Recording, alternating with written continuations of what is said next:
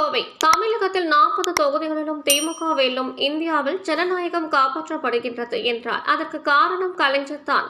கோவையில் கலைஞரின் திருவுருவ படத்திற்கு அஞ்சலி செலுத்திய பின்பு அமைச்சர் TRB ராஜா பேட்டி. முத்தமிழ் அறிஞர் கலைஞரின் பிறந்த நாளை ஒட்டி கோவை தாடாபாத்தில் உள்ள மாவட்ட திமுக அலுவலகத்தில் கோவை மாநகர் மாவட்ட திமுக செயலாளர் கார்த்திக் ex-MLA தலைமையில் நடைபெற்ற முத்தமிழ் அறிஞர் கலைஞரின் திருவுருவ படத்திற்கு அமைச்சர் TRB ராஜா மலர் தூவி அஞ்சலி செலுத்தினார். இந்த நிகழ்ச்சியை தொடர்ந்து அமைச்சர் TRB ராஜா செய்தியாளர் சந்திப்பின் போது 40 தொகுதியிலும் திராவிட முன்னேற்ற கழகம் வெல்லும். TRB ராஜா அமைச்சர் கலைஞர் நூற்றாண்டு விழாவை ஒட்டி ஒட்டுமொத்த தமிழகம் கலைஞரை கொண்டாடி வருகிறது.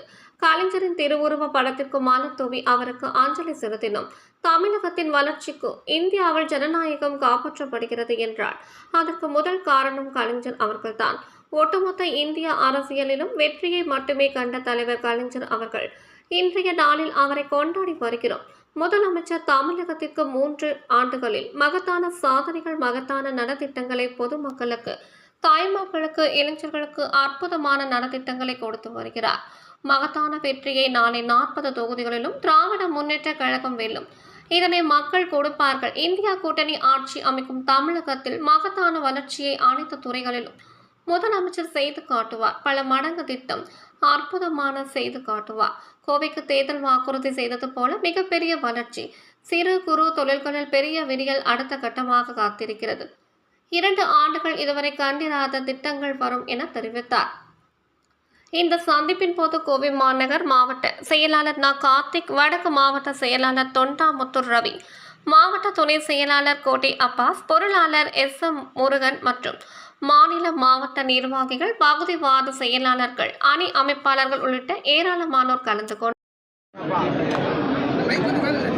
ஒட்டுமொத்த தமிழினத்தின் காவலராக திகழ்ந்து தமிழினத்தை வளர்த்தெடுத்த முத்தமிழறிஞர் தலைவர் கலைஞர் அவர்களின் புகழை போற்றி அவரது இந்த நூற்றாண்டு நிறைவு நாள் நிகழ்ச்சியில் ஒட்டுமொத்த தமிழினமே இப்படிப்பட்ட ஒரு மகத்தான உழைப்பாளியை, தலைவரை, குடும்பத் தலைவரை கொண்டாடி கொண்டிருக்கும் வேளையில் இன்று கோவையில் தலைவர் கலைஞர் அவர்களின் படத்திற்கு மலர் தூவி உளமாற அவருக்கு அஞ்சலி செலுத்தினோம்.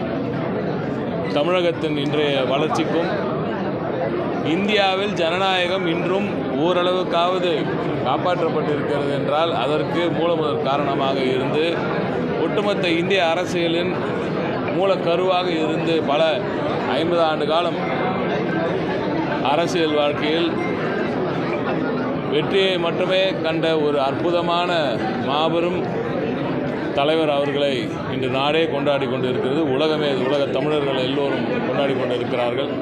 அப்படிப்பட்ட தலைவர் கலைஞர் அவர்களின் வழியில் வந்த நமது மாண்புமிகு முதலமைச்சர் அவர்கள், எங்கள் கழக தலைவர் அவர்கள், திராவிட நாயகன் அவர்கள் இன்று தமிழகத்தை